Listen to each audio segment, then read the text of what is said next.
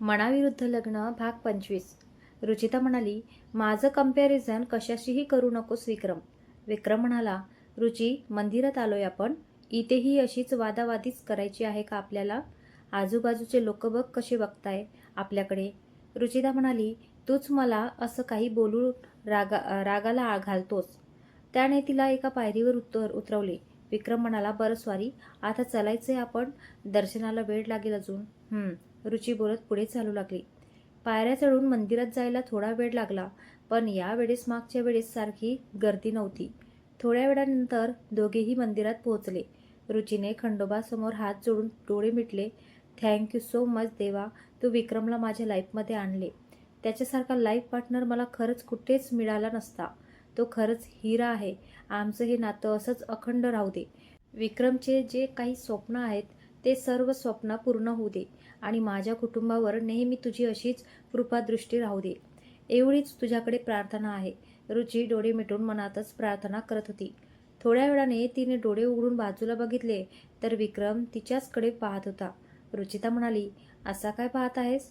विक्रम म्हणाला, एवढं काय मागत आहेस तू? रुचिता म्हणाली, ते सांगत नसतात नाही तर इच्छा पूर्ण होत नसते. विक्रम म्हणाला, बरं नको सांगूस, पण बाहेर चल आता, बाकीच्यांनाही दर्शन घ्यायचे आहे. रुचिता म्हणाली, हो हो चल. ते दर्शन करून थोडं थांबल्यानंतर लगेच परतीच्या वाटेला लागले. वाटेत आणि मंदिरात रुचीने दोघांचेही मोबाईलमध्ये काही फोटो काढले, आठवण म्हणून. त्याला फोटो वगैरेमध्ये जास्त इंटरेस्ट नव्हता, पण तिचा उत्साह बघून त्याला नाही म्हणावे वाटले नाही. नाही म्हणता ही रविवार दिवस त्यातच गेला. घरी आल्यावर रुची अगदी थकून गेली होती, पण थकली असली तरी ती खंडोबाच्या दर्शनाने आनंदी होती. तिने आल्यावर घर थोडंफार आवरलं. एवढी थकली असल्याने थोड्या वेळातच तिचा डोळा लागला. तिला संध्याकाळी जरा उशिराच जाग आली. ती झटक्यातच उठून बसली. हे देवा, मी अशी कशी एवढा वेळ झोपले? माझा स्वयंपाक राहिला अजून. विक्रमने मला उठवले का नाही?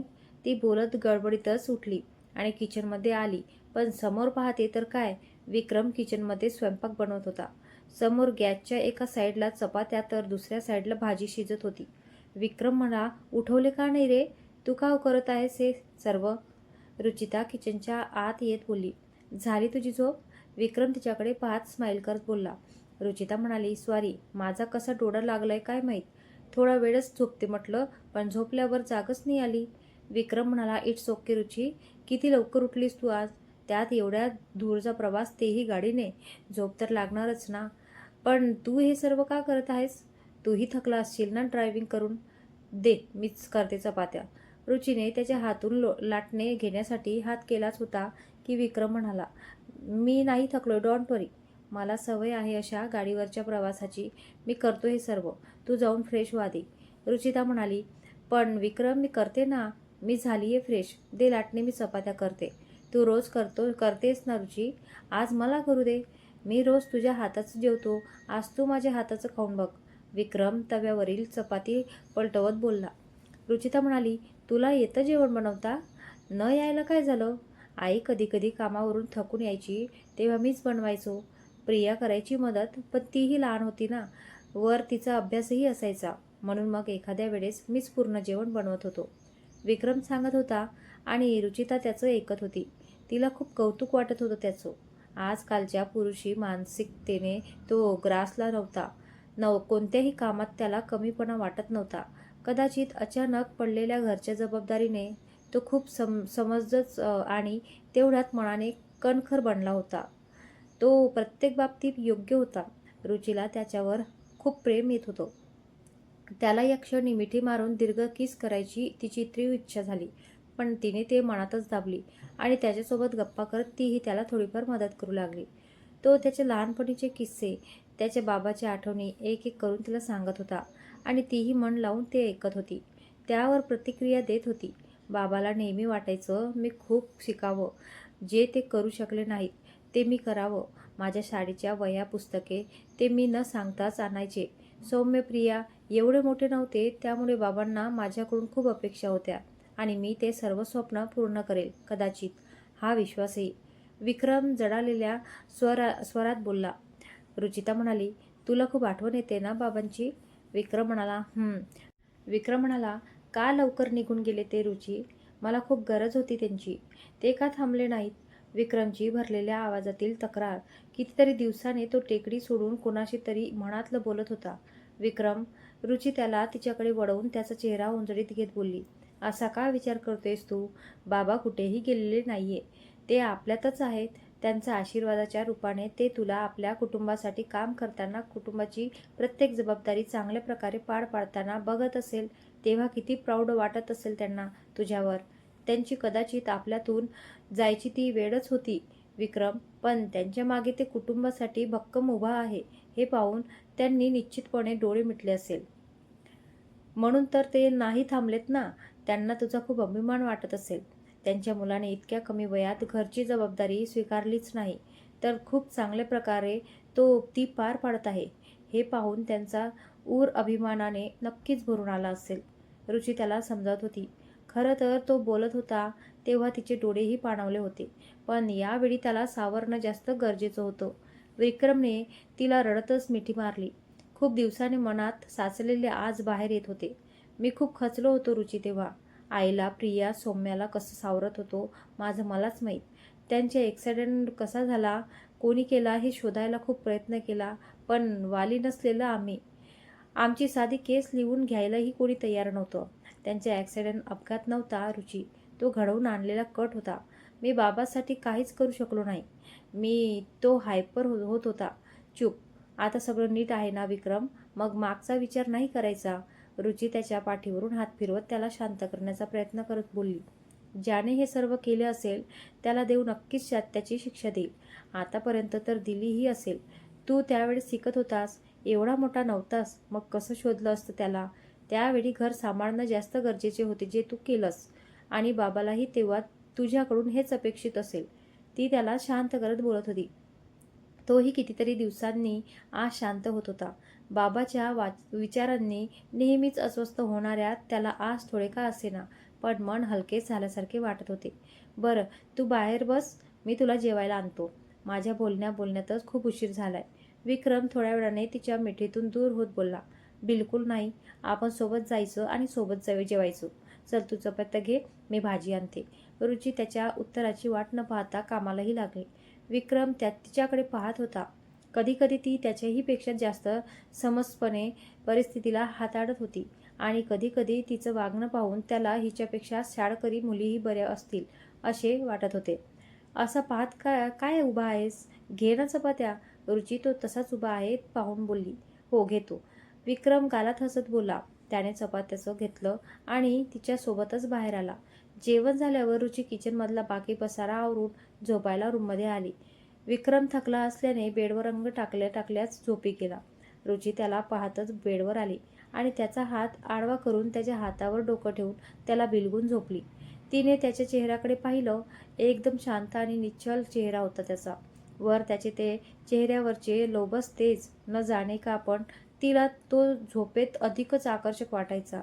तुझं प्रत्येक स्वप्न पूर्ण करण्याच्या वाटेत मी तुझ्यासोबत असेल विक्रम. तुझी जीवनसंगिनी म्हणून, फुलातही आणि काट्यातही. तुझा हा स्वप्नांचा प्रवास आपण सोबतीने पार करूया. रुची त्याच्या चेहऱ्याकडे पाहत मनातच बोलली आणि त्याच्या छातीवर चेहरा रब करून झोपेच्या अधीन झाली. जेजुरीवरून आल्यानंतर 2-3 दिवस असेच गेले. विक्रम त्याच्या ऑफिसच्या कामात आणि रुची कॉलेजमध्ये व्यस्त झाले. त्या दिवसपासून विक्रमने हनीमूनचे नावही काढले नव्हते, की साधी किस दे म्हणूनही तिच्या मागे लागला नव्हता. रुचीला त्याचे खूप कौतुक वाटत होते.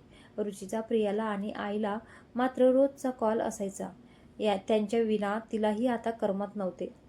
कॉलेजवरून आली की आईच्या हाताचा गरम चहाची तिला खूप आठवण येत होती.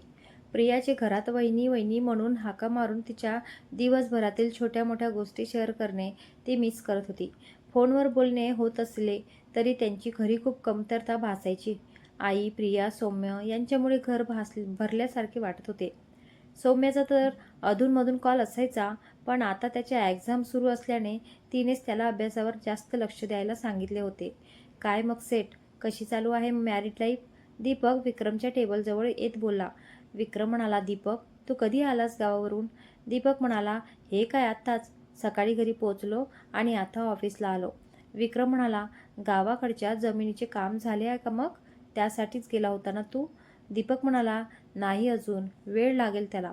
त्या जमिनीसाठी एवढे वाद आहेत की ते सोडवताच नाकी नऊ आलेत. एवढे दिवस तिकडे राहूनही जमीन मिळाली नाही. विक्रम म्हणाला, मिळेल दीपक, धीर धर थोडा. दीपक म्हणाला, बरं माझं जाऊ दे, तुझे गाल जास्त दुखले तर नाही ना? माझे गाल का दुखतील? विक्रम गोंधळून म्हणाला, अरे वहिनीने एवढ्या जोरात दोन्ही गालात लावल्यावर दुखणार नाही म्हणजे नवलच ना, म्हणून विचारले.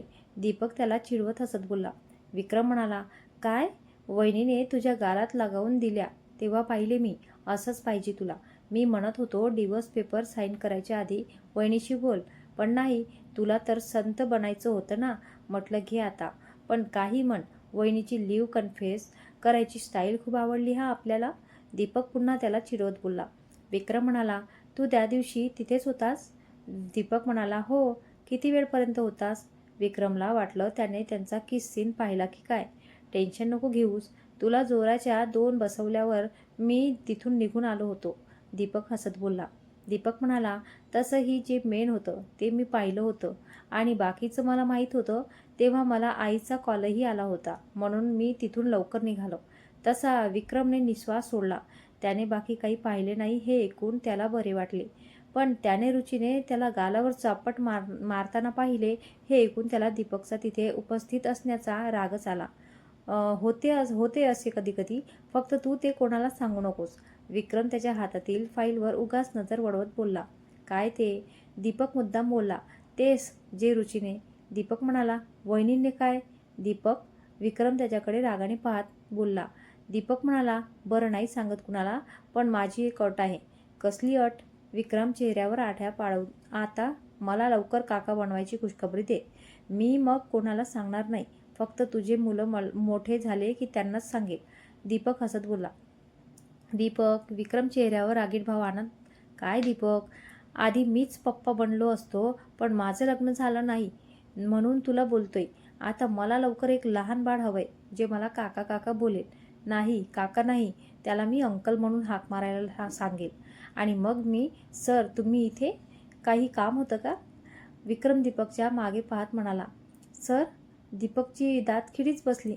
आय एम सॉरी सर, मी आत्ता माझ्या जागेवरच जातच होतो. दीपक हळबडीतच बोलला आणि मागेही वळून न बघता सरळ त्याच्या जागेवर जाऊन बसला. पण जागेवर बसल्यावर सर त्याला दिसले नाही. तसा तो रागात विक्रमकडे बघत होता. विक्रमने त्याच्याकडे दुर्लक्ष करत आपल्या कामावर लक्ष केंद्रित केले. इकडे माझ्या पहिल्याही हनीमूनचा पत्ता नाही आणि याला इथे काका बनायचे? विक्रम मनातच, पण काही केल्या त्याच्या मनातून दीपकचे शब्द जात नव्हते. रुची यार, अजून किती दिवस वाट पाहायला लावशील? विक्रम मनातच पुटपुटला. रुचिता म्हणाली, आणि या कोण आहेत? ही माझी मावशी. बाबा गेल्यावर खूप दिवस होती आमच्याकडे. माझ्या आईला मला खूप धीर दिला होता हिने. आमचं जेवणाकडेही लक्ष नसायचं तेव्हा स्वतः स्वयंपाक बनवून आम्हाला जबरदस्तीने खाऊ घालायची. विक्रम मावशीविषयी सांगत होता. आजच त्यांच्या लग्नाचा अल्बम आला होता. तो येताच रुची उत्सुकतेने त्यातील एक एक फोटो पाहत होती. त्याचे नातेवाईक, मामा मामी, बहिणी सर्वांविषयी ती त्याला विचारत होती. ती त्यांना लग्नात भेटली असली तरी तेव्हा तिने चेहरा वर करून त्याच्याकडे पाहिलेले नव्हते. त्यावेळी ती त्या मनस्थितीतच नव्हती. कसंही करून तिला हे लग्न होऊ नये असंच त्यावेळी वाटत होतं. आणि झालं तरी तिला ते टिकवायचं कुठे होतं. म्हणूनच त्याच्या नातेवाईकांविषयी जाणून घेण्यातही तिला तेव्हा काहीच रस नव्हता. आपला हा फोटो बघ किती छान आलाय. रुची उत्सुकतेने त्याला फोटो दाखवत बोलली. अखेर तिला जसा फोटो हवा होता तो मिळालाच. अल्बममधील बऱ्याचशा फोटोत दोघांच्याही चेहऱ्यावर स्माईल नव्हती आणि एखाद दुसऱ्या फोटोत असली तरी ती कॅमेरामॅनच्या अथक प्रयत्नाने ओढून ताणून आणलेली स्माईल होती. पण त्या फोटोमध्ये दोघांचीही नॅचरल स्माईल दिसत होती. कदाचित त्यावेळेस असा काही इन्सिडेंट झाला असावा की नकळतपणे दोघांच्याही चेहऱ्यावर हसू फुलले आणि तोच क्षण फोटोग्राफरने चपळाईने कॅमेऱ्यात कैद केला. विक्रम म्हणाला, छान आहे. चला, कमीत कमी एका तरी फोटोत आपली खरीखुरी स्माईल आहे म्हणायची. असाच अल्बम पाहत खूप वेळ निघून गेला. विक्रम म्हणाला, रुची झोपायचं नाही का? खूप वेळ झालाय. किती वेळा तेच ते फोटो बघणार आहेस? आता बाकीचे फोटो उद्या बघ. तू झोप, मी झोपते थोड्या वेळाने. रुची अल्बम पाहतच बोलली. उद्या कॉलेज आहे ना रुचिता, झोप लवकर. उद्याही बघता येते ते. तो तिचा हाताचा अल्बम घेत बोलला. रुचिता म्हणाली, पण मला आता पाहायचं आहे. विक्रम म्हणाला, तुझा आता 2 वेळा पाहून झालाय आणि हा तू तिसऱ्यांदा बघत आहेस. रुचिता म्हणाली, मग काय झालं? मी आधी नीट नव्हता पाहिला, आता नीट बघते. आता उद्या बघ. विक्रम अल्बम साईड टेबलवर ठेवत बोलला. पण विक्रम, झोप रुची. विक्रम पायथ्याशी असलेलं पांघरून घेत बोलला. मग रुची ही गुपचूप पांघरुणात शिरून झोपायला पडली. आता तो काहीही करून अल्बम पाहू देणार नाही, एवढे तर तिने त्याला ओळखलेच होते. दुसऱ्या दिवशी काहीतरी खास होते. रुची माहीत नाही का, पण खुश होती. नुकताच आईला आणि प्रियाला कॉल करून झाला होता. बाबांनाही कॉल करून बघितला, पण त्यांनी नेहमीप्रमाणे उचललंच नाही. तिने एक सुस्कारा टाकला आणि सगळे काम आवरायला लागली. विक्रमने आणि तिने सोबतच नाश्ता केला. तुला कॉलेजला नाही जायचं का आज? तिची कॉलेजला जायची तयारी दिसली नाही, म्हणून विक्रमने विचारले. रुची, जायचं आहे. रुचिता म्हणाली, पण थोडं लेट. विक्रम म्हणाला, लेट का? किती प्रश्न पडतात याला? रुची मनातच बोलली. रुचिता म्हणाली, बस असंच. आज जास्त काम नाहीत कॉलेजमध्ये. स्टुडंटची एक्झामसुद्धा नाही. विक्रम म्हणाला, पण तरी लवकर जात जा. कॉलेजच्या लायब्ररीमध्ये बसून तेवढाच अभ्यास होईल तुझा. रुचिता म्हणाली, घरी पण होतो माझा अभ्यास. विक्रमने हुंकाराशिवाय काहीच प्रत्युत्तर दिले नाही, कारण त्याला माहीत होतं तिच्याशी वाद घालून अर्थ नव्हता.